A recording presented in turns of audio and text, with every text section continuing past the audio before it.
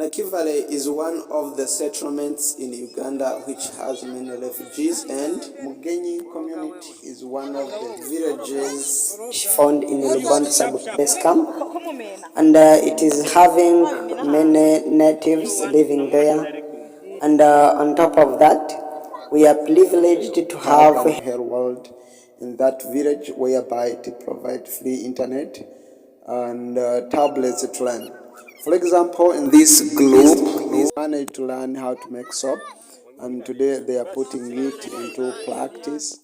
They learned it from tablets and free internet that were provided by Hello. These tablets are having different educative materials in different channels and websites like Google Chrome, YouTube, Vimeo, and among others.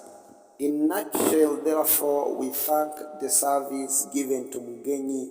Shalom.